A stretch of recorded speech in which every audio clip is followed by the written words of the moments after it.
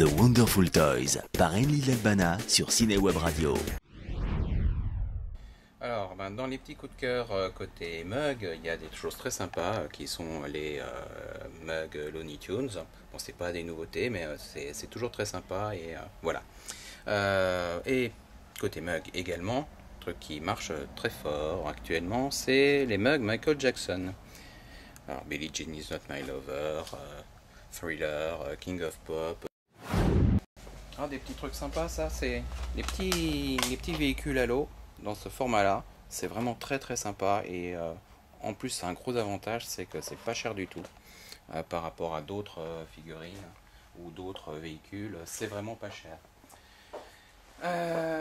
Ensuite, l'inévitable Star Wars avec un Yoda Book of Wisdom avec tout un tas de citations. Alors on a l'impression que c'est une figurine, et d'ailleurs c'est une figurine, enfin à l'intérieur, mais si on l'ouvre, on s'aperçoit, bon, d'abord il y a la figurine, alors, on la sort, voilà, c'est pas du PVC, c'est pas de la résine, je sais pas exactement ce que c'est,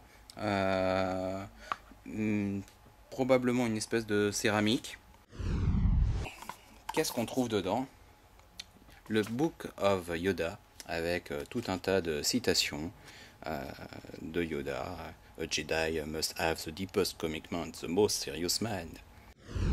Et toujours dans le domaine de Star Wars, on a un superbe bouquin qui est Star Wars Year by Year, a Visual Chronicle, où à l'intérieur, bon, d'une part un superbe emballage, et à l'intérieur on a un découpage année par année de ce qui a précédé Star Wars, avec la vie avant Star Wars, la première trilogie, entre les trilogies, la première trilogie, celle qui vient avant celle qui était sortie en premier, et puis les Clone Wars et au-delà.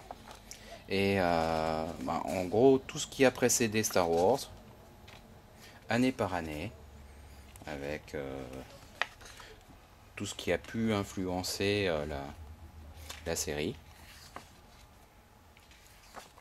Et puis, en cours de route, on a des dessins préliminaires, tout un tas d'articles. Mais c'est pas uniquement centré sur Star Wars, il y a aussi tout ce qui se passe autour. Enfin, un certain nombre des choses qui se passent autour et les différents développements. Alors là, on a en 78, il y a les jouets qui débarquent.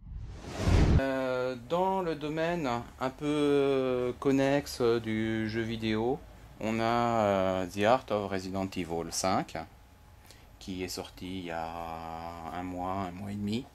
Et là, on a tout un tas de dessins ou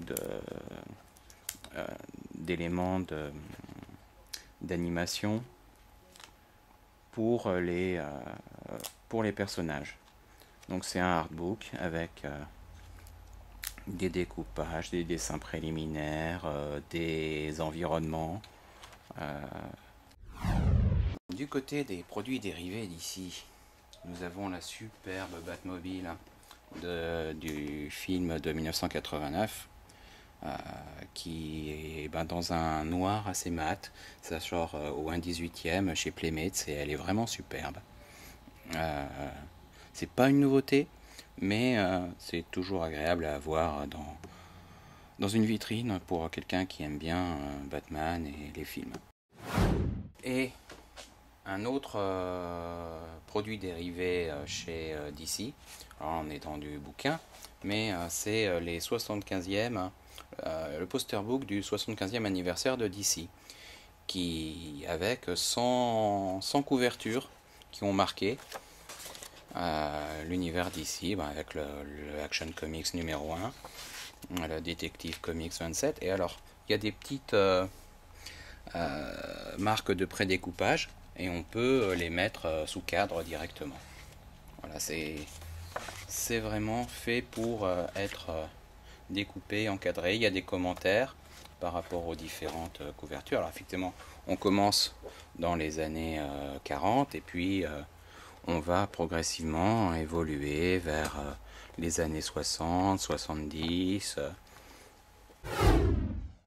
Chez Kotobukiya plus exactement, dans leur version Fine Art, le Thor, en statue résine 30 cm à peu près, qui est très bien fini. C'est du Kotobukiya. On a un autre truc très sympa, c'est les t-shirts. Et en particulier, il y a une certaine tendance, en tout cas chez DC, à ressortir des t-shirts assez oldies, enfin au moins des années 70, avec des personnages du Third World de Kirby, le Mr. Miracle, par exemple, ou le Demon. Un t-shirt Boba Fett qui, ma foi, est plutôt sympa. Voilà. Et pour les amoureux de Doctor Who, Il y a aussi. il y a ça aussi. Les plaques Futurama avec tout un tas de gags. The future is today. Worry about it tomorrow. Quant à nous, on se retrouve dans 3 semaines pour le second numéro de Wonderful Toys sur cinewebradio.com.